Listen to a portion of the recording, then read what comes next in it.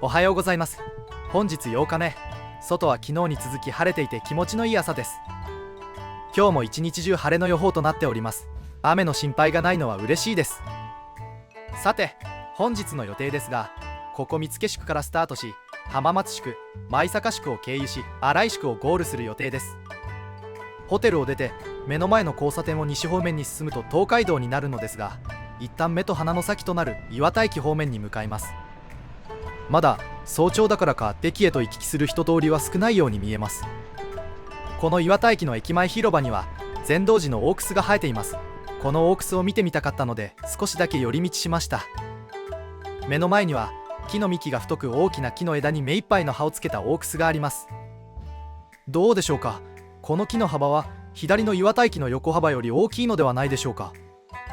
思っていた以上に迫力がありました。樹齢は約700年と推定されているそうです。そしてこの大楠は以前この場所にあった善道寺の境内に生えていたものだそうです。善道寺は東大久保に移転しています。県の天然記念物にも指定されているそうです。なぜか動画を撮り忘れていました。悔やまれます。それでは元のルートに戻ります。さて、岩田駅前から伸びてきていた旧東海道も県道と合流し、その先へと進みます。見附宿の地名の由来の一つに、最初に富士山が見えたことに由来するとの説があります。これは京都から江戸へ下る途中で初めて富士山が見えたことに由来すると言われています。でもこれについては白須賀宿近くの塩見坂でも眺められると言いますし、歌川広重の舞坂にも富士山が描かれていたりするので、違う説なのかなと思ったりしてしまいます。岩田駅前から30分ほど歩いてきたところで、前方右手に何かがありそうです。これは宮の一式一里塚跡です。日本橋から63人目の塚となります。そしてこの塚は昭和63年に復元されたものとのことです。そして一里塚から10分ほど歩いてくると、今度は左側の歩道に松並木というほどではありませんが、松がかなりの間隔で植えられています。当時は松並木だったのでしょうか。そして今はこんな間隔になってしまっているということなのでしょうか。現れてくる松の一本一本は立派な松の木となっています。見附宿から旧東海道を西に進んで天竜川まで来たところに長森立場跡があります。この立場跡では赤切れや切り傷に効いたとされる公薬長森公薬が街道を通る旅人たちの土産品として人気だったそうです。公薬を作っていた山田家には江戸時代に作られた看板が残っています。高さ 140cm、 幅 73cm の大看板です。そして天竜川を越えるための池田の渡しにはこの立場跡から北に進路を取ります。旧東海道は県道261号線、県道413号線から国道1号線に変わる2本の道路を越えていきます。県道413号線側にかかる歩道橋から天竜川方面を見ると、奥の方に天竜川橋の水色のトラス橋が見えます。後ほどその橋を眺めながら天竜川を渡ります。歩道橋の下の道路は目の前の池田入口交差点の手前までは県道413号線で、その奥からは国道1号線になります。後ほど通る場所は目の前の国道1号線の左側にある歩道を歩いて天竜川を渡ることになります。そしてここからさらに1キロほど北上したところにあるのが天竜川を渡るための場所であった池田の渡りとなります。現在この場所には池田の渡し歴史風景館と石碑が建っています。ここは東海道の池田の渡しで上の渡り場となります。天竜川は大井川と違い水深が深かったため船を使用した渡しとなっていたそうです。池田は古くから天竜川の重要な渡船場として栄え、特に徳川家康によって渡船の運営権が保障されてからは江戸時代を通じて東西交通の要所として地域の経済や文化の交流拠点となりました。家康は1572年元亀3年に武田信玄に追われた際、池田の船方にかくまわれ対岸へ逃れることができた恩義から渡船に対し年貢や租税の免除船頭への特権的保護を与えました。その後1874年明治7年に天竜橋船橋が完成し、1876年明治9年に木橋に改修されたことで池田渡船は廃止されました。池田橋はその7年後の1883年明治16年に架けられ、1933年昭和8年に撤去されています。そしてその跡地に池田橋の跡の石碑が建てられています。歴史風景館から少し下流の場所に渡船場跡があります。池田の渡しには船場が3カ所あります。この石碑がある場所はそのうちの1カ所となります。渡船場を後にし浜松宿に向かうため天竜川を渡ります。今私が歩いている橋は1965年昭和40年に完成された新天竜川橋となります。2008年までの間に拡張が行われ、今は上下線を合わせた計8車線の橋となっています。隣に見える天竜川橋は国道1号線として1933年昭和8年に架けられた全長 919.5 メートルのワーレントラス橋となります。道路橋としては日本で3番目に長いトラス橋であり、橋台の取り付け護岸は仮設当時のままの石積みが残っています。天竜川橋は1967昭和42年まで国道1号線として東西交通を支え、1965年に架けられた新天竜川橋が国道1号線の橋となります。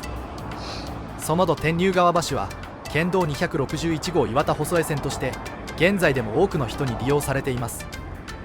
天竜川はこうして見ると歩いて渡れそうにも見えますが、現代では上流にダムができているためで、ダムができる前は広重の見附、天竜川図のように水量がありました。袋井宿は宿場数の真ん中でしたが、ここ中之間は距離が江戸と京都の真ん中になるそうです。他の場所などでもいろんな真ん中があったりするのでしょうか。そしてこの右手に見える立派なお屋敷ですが、これは金原明前甌水家記念館となります。金原明前は江戸から大正時代の実業家です。天竜川の治水事業、北海道の開拓、植林事業など近代日本の発展に活躍した人物となります。法務省のホームページには厚生保護思想の源流として金原明前氏の名前が記載されています。また同ホームページに金原明前は実業家として天竜川の治山・治水などの公共事業家として、また教育者として、そして厚生保護事業の創始者として人生を生きた人ですとも記載されており、多分野にわたり公共のために尽力された実業家となります。国道1号線を通過したあたりから松の木が植えられています。ここからは松並木があったそうです。現在は道路の拡幅、沿線の開発などの事情で松並木は減少しているそうです。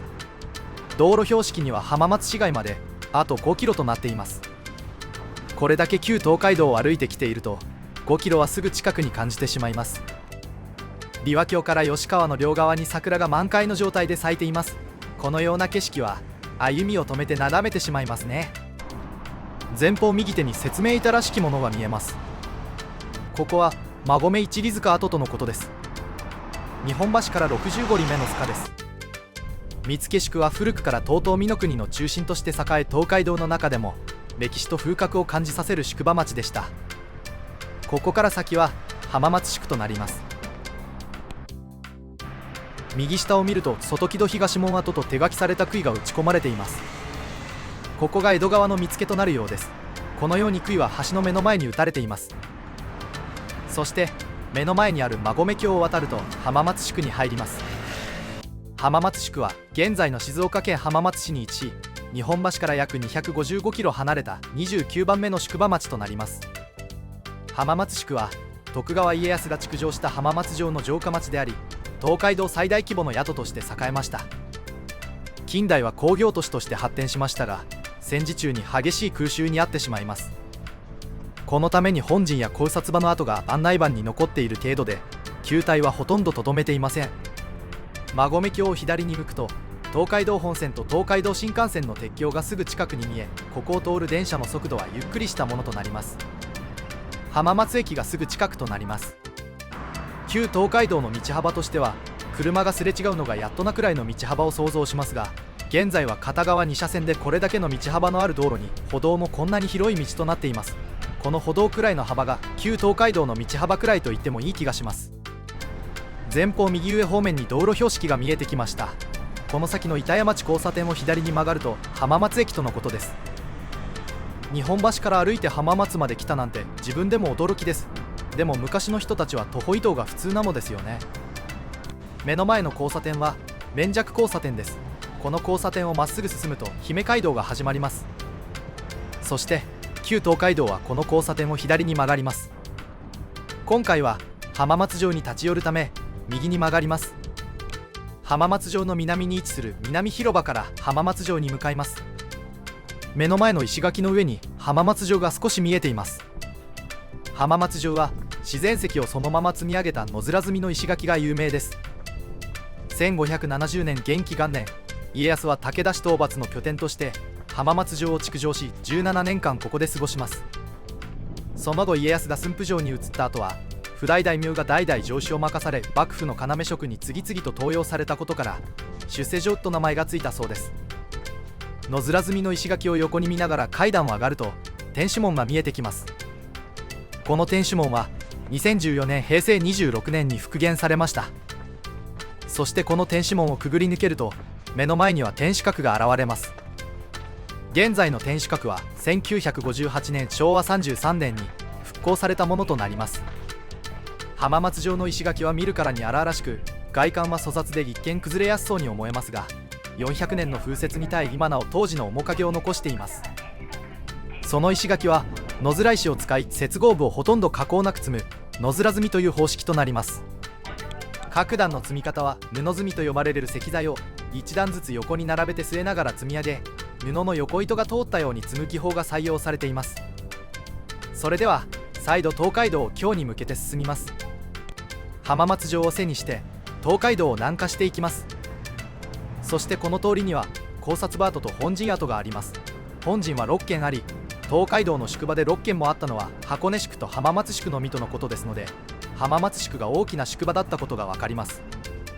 そして浜松といえばうなぎなのですが、浜松市内を11時前に通過してしまったので食べられませんでした。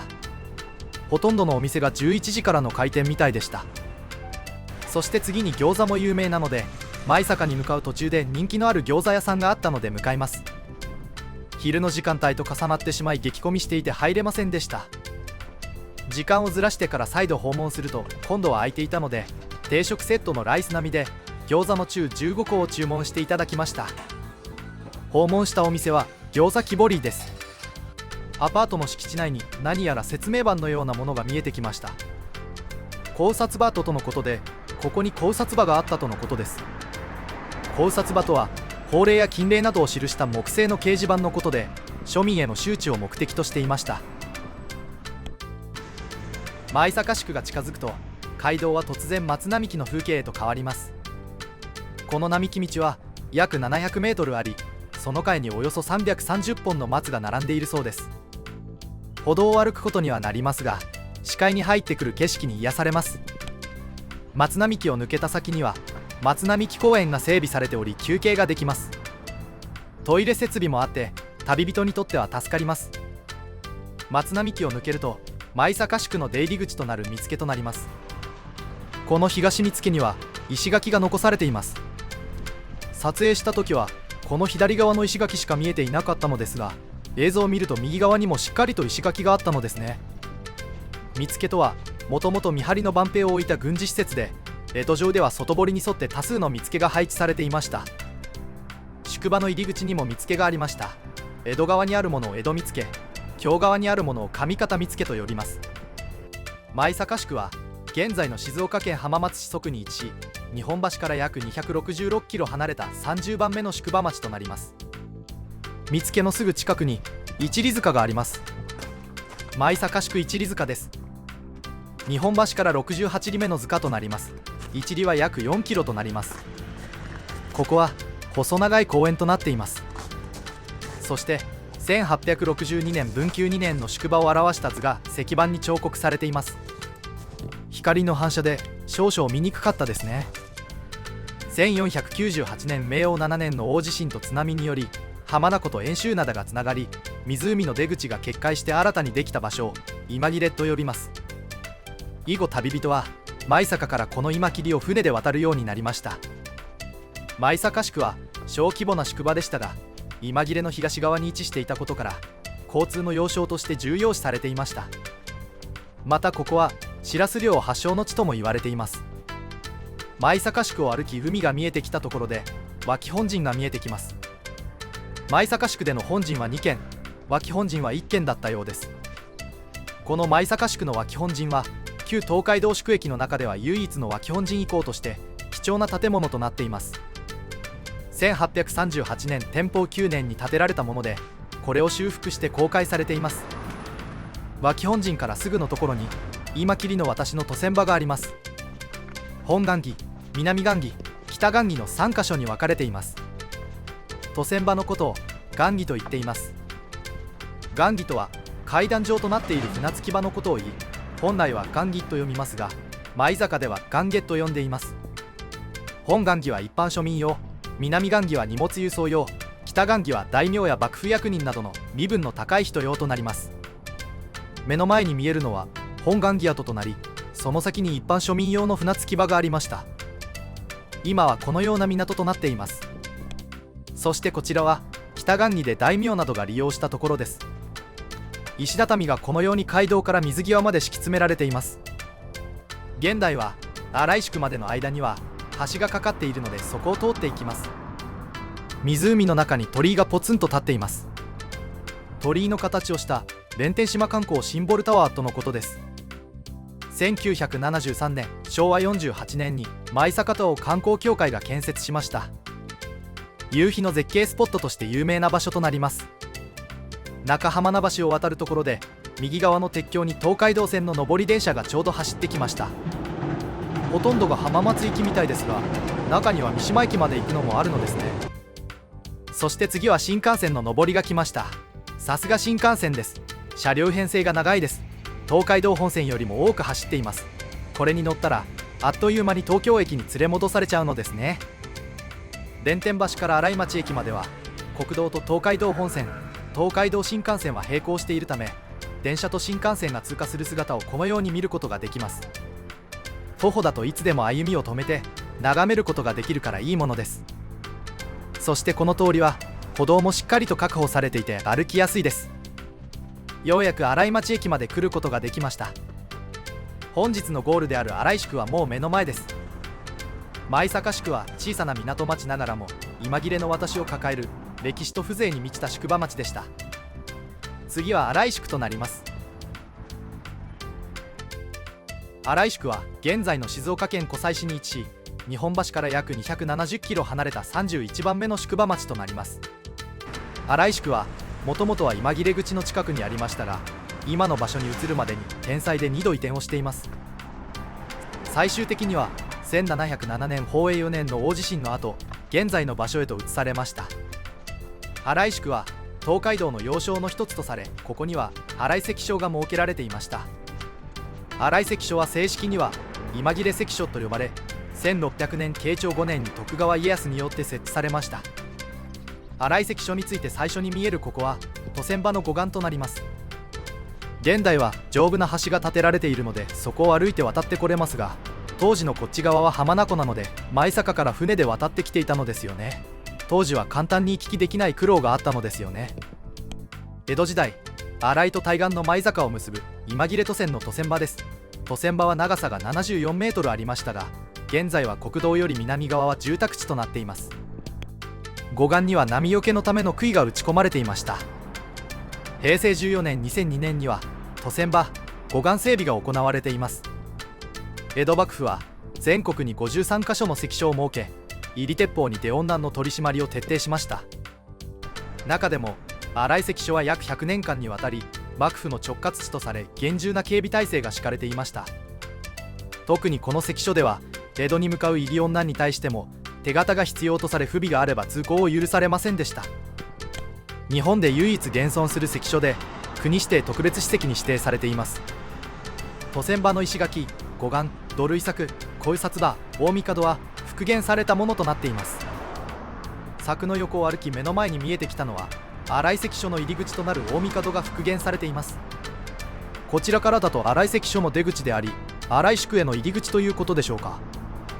大御門は高さ 5.8 メートル、幅 4.6 メートルの高麗門形式の門で、外観が黒く塗られており威圧感があります。大御門は明け六午前6時に開かれ、暮れ六午後6時に閉められていました。堂々とした立ち姿は迫力があります。そして振り返った奥に見える建物は関所の中心にある建物で、免番所となります。通行人の取り調べを行ったところとなります。面番所は1854年に地震で倒壊した建物を1858年に再建したものが現在に残されています。約100年の間幕府直轄であったため、面番所には徳川家の葵の御紋が掲げられています。面番所は当時の関所の建物が日本で唯一残されている貴重なもので、新井関所の一番の見どころです。大帝をくぐると右手に復元された考察場があります。ここには宿考察と裏考察が設置されています。宿場に関する法令などを掲示した宿考察と開戦に関する法令を掲示した裏考察があったそうです。手前の6枚の定め書きが宿考察、奥の2枚の定め書きが裏考察となります。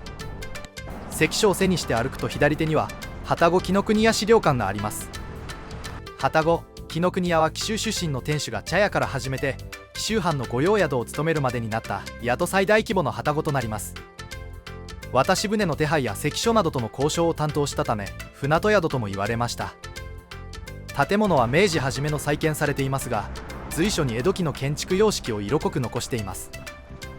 現在は平成13年2001に解体修理を行い、当時の風情を体感できる施設として公開しており、市指定有形文化財にもなっています。そして目の前の道は T 字路となっている交差点があります。泉町交差点です。この交差点周辺に3軒の本陣があったようです。1軒目はこの交差点の右手前です。説明板などはありません。2軒目は目の前に見える建物となります。信号を渡って近づくと石碑と説明板があります。そして3軒目はこの建物の左側にあったようです。空き地のようになっていて石碑と説明板があります。本日はここ新井宿までとなります。今日の宿泊先は隣駅の鷲津駅で取れたので、ホテルに向かうため新井町駅まで戻ります。近めの場所で予約が取れて助かりました。